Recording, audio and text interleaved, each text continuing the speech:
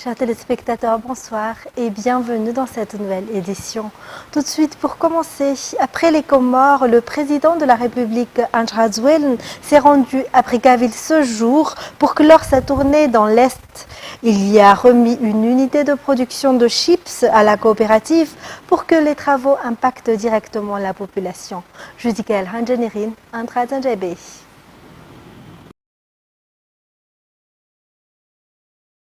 Syriac, cet agriculteur est enthousiaste pour montrer les réalisations de leur coopérative. Chips banane, chips à base de fruits à pain et chips à base de vanille. Il est content car ses produits ne seront plus méconnus du public. Comme lui, des milliers d'agriculteurs bénéficieront de cette unité de production de chips installée à Brickaville. La production de bananes dans ce district peut atteindre jusqu'à 160 000 tonnes par an. Ces agriculteurs espèrent trouver des marchés pour leurs produits. L'ODOF a été mis en place pour impacter directement la population et améliorer leur niveau de vie, rappelle le président Andry Rajoelina. C'est pour cette raison que ces agriculteurs sont dotés de matériel. Afin de relancer la culture bananière qui fait la renommée de Brickaville, la plantation massive de bananes va reprendre, a également indiqué le président. Des engrais ont également été distribués aux agriculteurs pour augmenter le rendement des cultures locales. Il existe aussi de nombreux projets pour Brickaville qui visent à apporter du développement, comme la mise en place d'un parc solaire dont les plaques sont déjà à Tuamassen, la création d'un centre de formation professionnelle en voie d'achèvement, ainsi que le commissariat de police en cours de construction. La tournée du président Andry Rajoelina dans l'est du pays se termine à Brickaville. Dans tous les endroits qu'il a visités, il a toujours montré et prouvé que son travail atteint le peuple et qu'il est un président proche du peuple. Il y a eu, ici, l'octroi de fonds aux communes de la région pour réaliser les travaux tels que la réhabilitation des ruelles et des ponts. Le président de la République, Andry Rajoelina, cherche toujours ce qu'il y a de mieux pour la population et à développer chaque commune, district et région. Son défi est que Madagascar avance et se développe, et cela se concrétise. Après Brickaville, le président Andry Rajoelina s'est de nouveau rendu dans le district d'Ambatondjazak pour présenter le parc solaire qui contribue à l'approvisionnement en électricité de ce district. Il n'a pas non plus omis d'apporter la lumière pour tous à la population. Un des défis à relever pour le gouvernement dirigé par le président de la République Andry Rajoelina, la lumière pour tous dans chaque district. Un parc solaire d'une capacité de 1 MW aidera à l'approvisionnement en électricité de tout le district d'Ambatondjazak. Cela réduira l'utilisation de carburant et surtout les délestages. Environ 8000 habitants bénéficient de l'électricité de cette centrale hybride qui est directement connectée à la Jirama. Pour les habitants bénéficiaires, en plus des avantages pour le développement, la lumière apportée par le président entraîne des changements dans de nombreux aspects de leur vie, notamment la sécurité et le progrès. Ce parc solaire dans le Fuktan d'Ambuimanjus a été offert par le président Andry Rajoelina. Toujours concernant le développement, un financement de la Banque mondiale est déjà prévu pour construire des infrastructures d'irrigation pour les rizières d'Ambatondjazak. En outre, l'université d'Ambatondjazak est en cours de réalisation. La route nationale 44, qui était un cauchemar pour les usagers, est désormais terminée. Le président a rappelé que l'étude technique avait été réalisée dès 2009. Les élèves bénéficient déjà de Pepe Manarapench et il y aura également la construction d'un hôpital moderne équipé d'un scanner qui est déjà arrivé, selon le président Andry Rajoelina. Le président de la République de Madagascar s'efforce toujours de développer le district d'Ambatondjazak. C'est au stade Rasoul Nzatouv, au cœur de la ville d'Ambatondjazak, que le président a conclu sa rencontre avec les habitants d'Ambatondjazak en leur apportant la lumière à travers le projet Azavanawano. En économie, la protection de notre côte devrait être renforcée, a souligné le ministre des Mines, Rakoutumalala Erdjane Olivier, lors de sa participation à la conférence organisée par la Banque centrale de Madagascar sur la filière or jeudi dernier. En effet, l'or sort illicitement par voie maritime, puis par voie aérienne. Par ailleurs, la fermeture des sites d'exploitation illicite se poursuit, a-t-il confirmé. Les détails. Madagascar peut produire et exporter entre 8 à 12 tonnes d'or chaque année, selon le ministre des Mines, Rakutmalala Irnjane Olivier. Plus de 400 communes à travers 4 districts, à savoir Dablav, Betsik, Maevatanan et Mananzar, sont aurifères et 600 000 orpailleurs y travaillent. Malgré cette forte potentialité, seulement 3,5 kg d'or ont été exportés légalement depuis la réouverture de l'exportation d'or en février dernier. 99,98% des devises y afférentes ont été rapatriées, soit plus de 978 millions d'ariars. Les exportations illicites se poursuivent en parallèle, se désole le ministre de tutelle.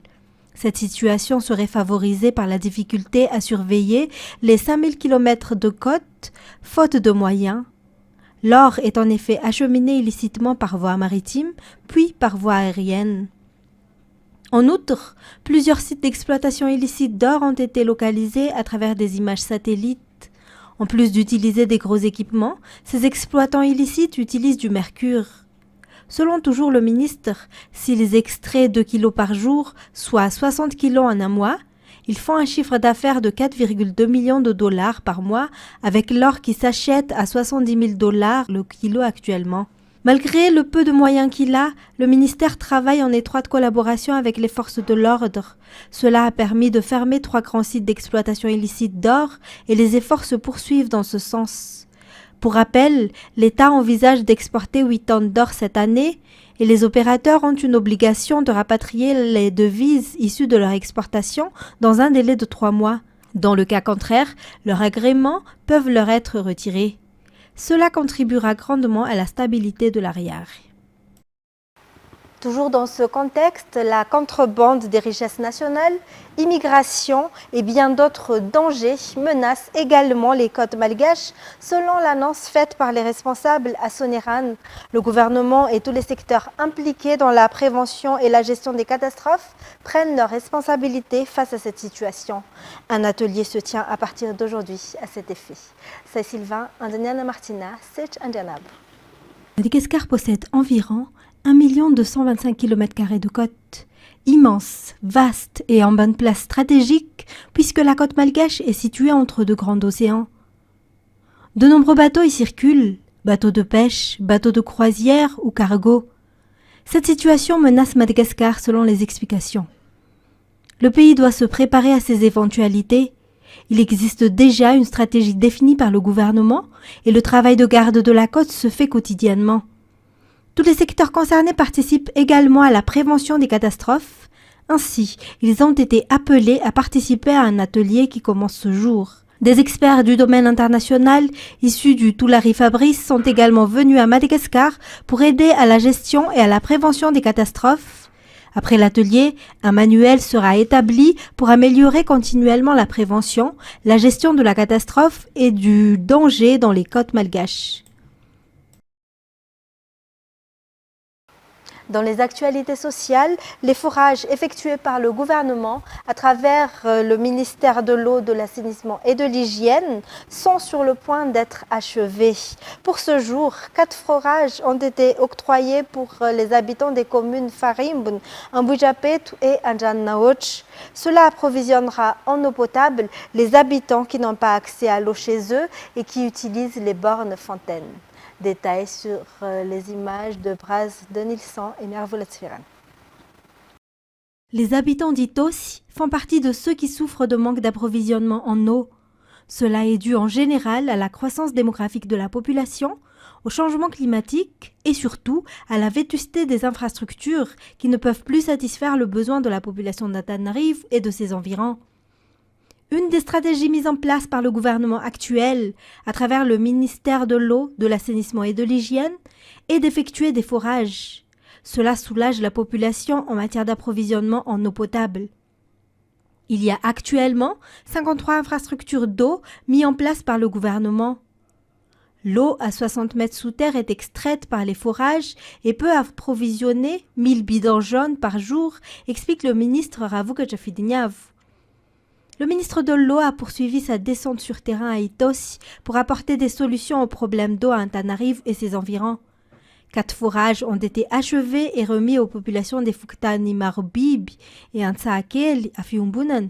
Fuktani un Tsamasen, un Bujapetu et un Banyal, un Jadnaoch. Le forage est une infrastructure conçue pour les habitants qui n'ont pas accès à l'eau chez eux. Pour le cas contraire, le ministre a déclaré que les travaux en vue d'ajouter 2 citernes à un Batunjachimu et un Bujapetu démarreront bientôt pour pouvoir faire face à la période d'étiage.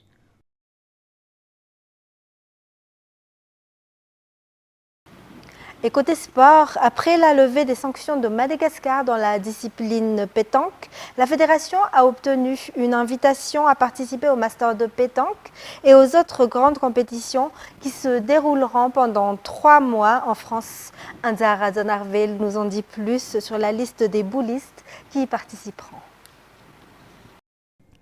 La Fédération de sport boule Madagascar a procédé à la sélection des boulistes qui participeront au Master de pétanque de France 2024 et au Festival de pétanque qui durera 3 mois, toujours en France. 8 boulistes ont été sélectionnés.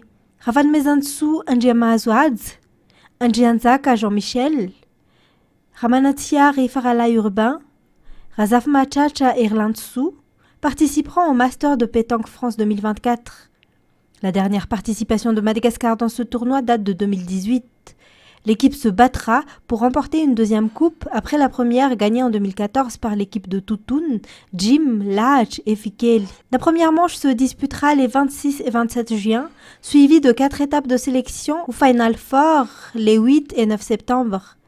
Madagascar pourra également participer au festival de pétanque qui se tiendra durant 3 mois en France. Les 4 boulistes malgaches sélectionnés sont Ndjianiana Christian, Ralsan Ertin, Rakutunjain Ben Irina Daniel et Rakutunien Faratin. Et puis la Valence FC Anjan-Naoch a été sacré champion lors de la 2e édition de la poule des As Antimjan organisée par le député Andrasiva Indi. La finale s'est tenue au stade synthétique Bema Swanj. Les équipes Valence FC Anjan-Naoch et FC Samada se sont quittées sur le score de 2-1. L'équipe victorieuse a remporté la somme de 4 millions d'ariars. Ratramanazatouf. Ce match, disputé par les équipes de la Valence FC en vert sur les images et le FC Samada en blanc, a été le premier match joué sur ce nouveau stade synthétique de Bema Swanj. La Valence FC est à sa première participation dans ce tournoi Atimjan Champions League organisé par le député Andrasivaïn. Les 2 équipes ont montré leur talent lors de cette finale. Le score était vierge à l'issue de la première mi-temps. Quelques minutes après le début de la deuxième mi-temps, la FC Samada a marqué son premier but, mais juste après, la Valence FC a égalisé. Après une faute commise par l'équipe du FC Samada, la Valence FC a obtenu une pénalty qu'il marque. Résultat, 2-1. Fin du match, le score était resté à 2-1 et la victoire a été remportée par Valence FC. L'équipe a obtenu une somme de 4 millions d'ariars. FC Samada a quant à elle reçu la somme de 1 million d'ariars. Les équipes participantes ont chacune reçu des ballons. Et comme c'est le dernier jour de la campagne électorale pour les législatives, chaque candidat a chacun eu sa manière d'inciter la population une dernière fois à voter pour lui. Résumé dans ces reportages de toute l'équipe de la rédaction.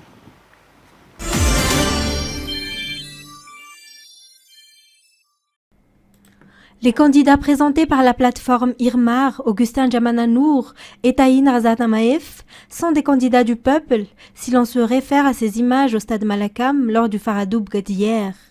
Les citoyens du premier arrondissement sont venus en masse pour montrer leur soutien, car l'objectif est clair, l'amélioration du premier arrondissement. Augustin Djamananour et Taïn Razatamaef ne sont plus des inconnus pour le premier arrondissement. Ils ne font pas de la discrimination, mais leur partage, leur amour. Les habitants en ont été conscients durant ces 19 jours de campagne. C'était une occasion pour eux d'exprimer leurs mots, leurs doléances. Les travaux qui attendent sont désormais connus, souligne Augustin Djamananour lors de sa prise de parole. La liste a également souligné que des actions ont déjà été entreprises, à savoir la réparation des ruelles, l'installation des lampadaires dans les Fouktan touchés par l'insécurité, ainsi que l'aide apportée aux personnes âgées, aux jeunes et aux femmes. Toutes ces actions se poursuivront, a soutenu Augustin Djamananour.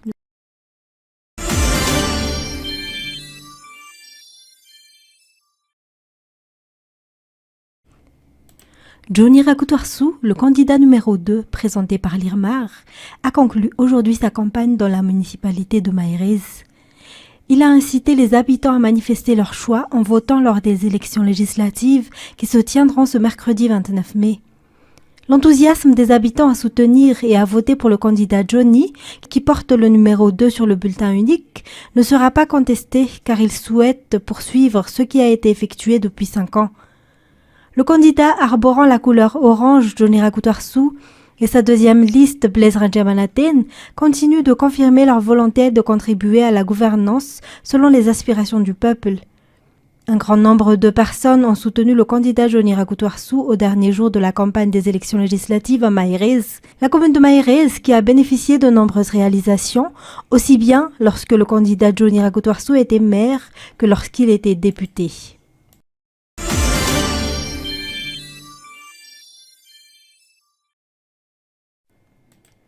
La fin de campagne électorale du candidat du district d'Azimjan, Andrazi Vahin, et sa deuxième liste, le chef Arsène, était particulière. Il l'a fait en 3 fois samedi dernier à Tungarif Tanzbat pour la zone A et les communes de la RN7 et de ses environs.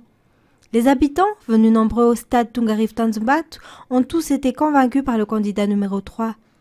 L'ambiance était animée par M. Saïd, Agrad et nombreux autres artistes. 17 maires dans le district d'Azimjan soutiennent le candidat Andrazi Vahin et le chef Arsène et ont assisté à cette dernière campagne. Le candidat Andrazi Vahin a exhorté la population à voter pour le numéro 3 le 29 mai prochain. Dimanche, le Faradoubk s'est déroulé à Atsamassen pour les habitants d'Itos et ses environs. Le stade était également plein à craquer. Les gens sont prêts à voter pour le candidat présenté par le parti IRMAR. Obtenir les 2 sièges de cette circonscription, c'est l'objectif des candidats Andrazi Vahin et Sef Arsène. Comme à Tungarif Tanzbat, il a appelé la population à venir voter massivement pour atteindre cet objectif dans le district d'Azimjan. Les chanteurs Odiyai et Oblak ont chauffé la scène à Tsamami. La soirée s'est terminée par un feu d'artifice.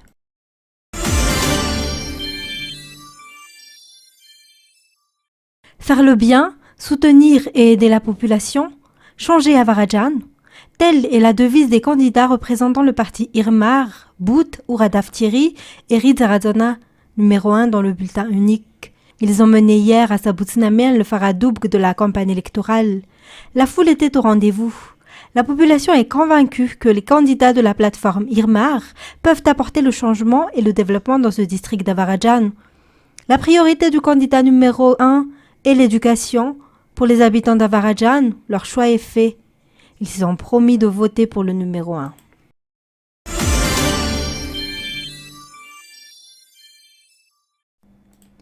Outre les nombreux problèmes qui doivent être résolus à Nosibé, la priorité du candidat numéro 2, Daoud Tsaï, est l'éducation de la jeunesse, a-t-il déclaré hier. Lors de sa rencontre avec la population de Nosibé-Elville, au stade de foot de Mboudvoniou, le candidat de l'IRMAR est prêt à apporter le développement dans le district de Nosibé. Il a souligné les travaux de réhabilitation des routes comme à Elville et Zamanzar.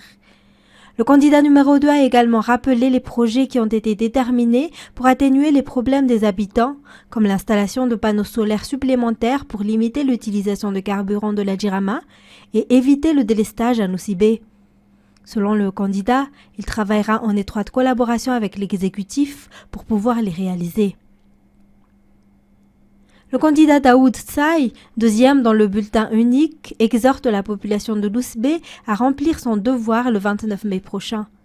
Le stade de foot d'Mboudvoniou a été envahi par une foule aux couleurs orange hier lors de la campagne électorale.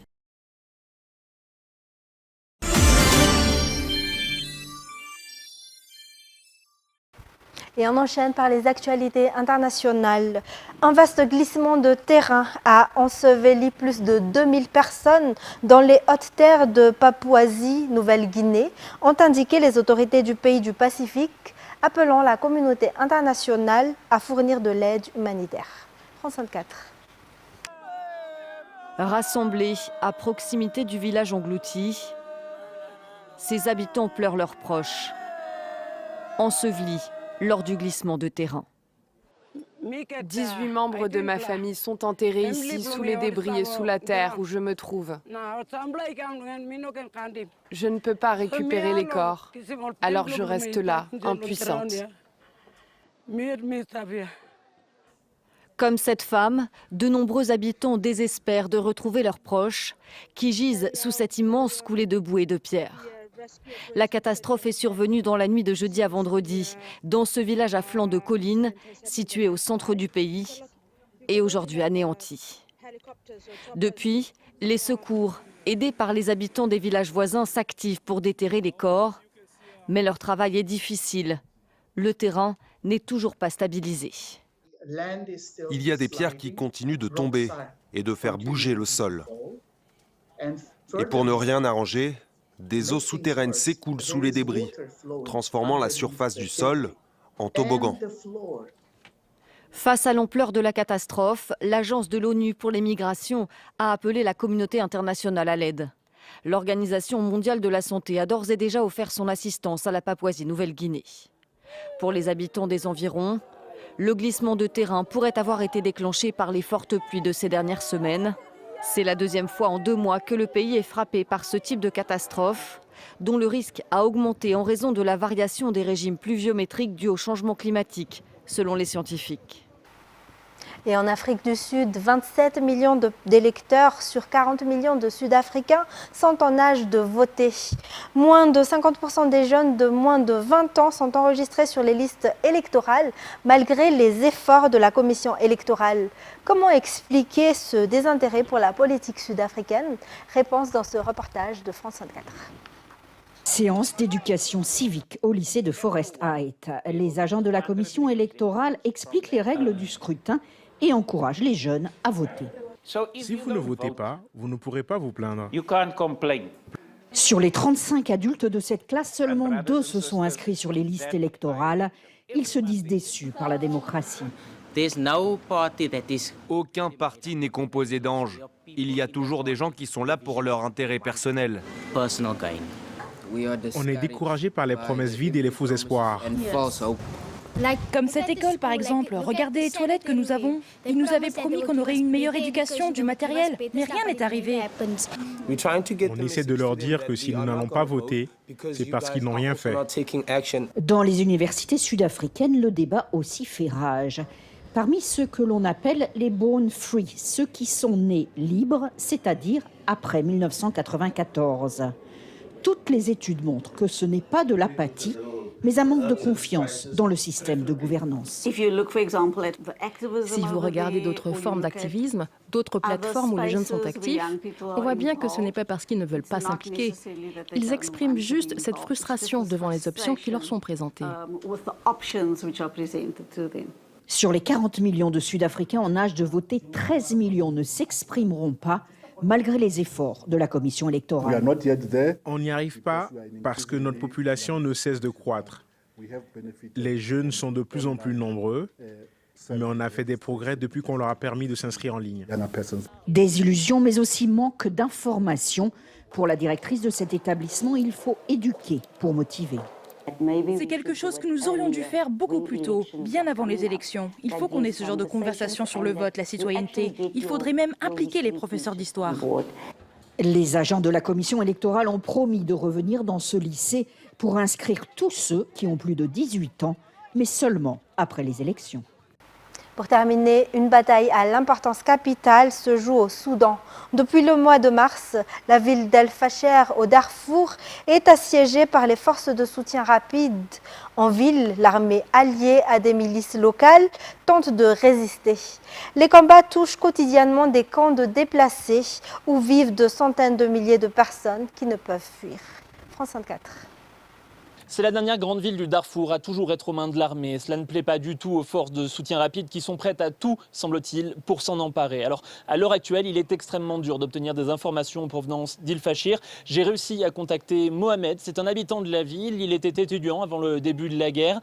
Pour des raisons de sécurité, il témoigne à visage caché de la violence de ce conflit. The gunshot is going all day and night. In every minute, there is a gunshot. Since the 8th of May, The RSF, during these days, they use the muscles. They are shouting the muscle where the area was filled up with the civilian, where the civilians are daily injured. Okay? That is it. That is what is happening. Bien évidemment, ce conflit a un impact terrible sur les civils, que ce soit dans les camps de déplacés d'El Fachir ou dans le centre-ville.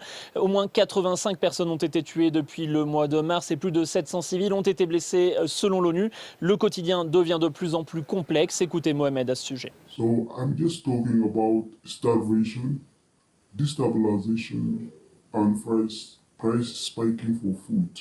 So we are suffering a lot about water, food, and medicine to reach out. There's a lot of people that can eat only one meal per day. The matter of medicine is nearly to finish. A lot of people lose their life because of medicine. There's no medicine, and especially the wounded body and the people with chronic disease. La situation est déjà terrible pour les civils et beaucoup craignent qu'elle ne fasse qu'empirer si les forces de soutien rapide parviennent à capturer la ville. C'est ce qui s'est passé dans la ville d'El Geneina, capitale du Darfour occidental. Selon l'ONU, quand les forces de soutien rapide sont parvenues à prendre le contrôle d'El Geneina, au moins 15 000 civils ont été tués. Beaucoup craignent que la situation soit identique dans la ville d'El Fachir. Fin de cette édition. Mesdames et messieurs, merci à vous de l'avoir suivi. Restez avec nous tout de suite après le film Vie exorciste. Quant à moi, je vous retrouve demain pour de nouvelles actualités. Au revoir et bonne soirée sur Viva.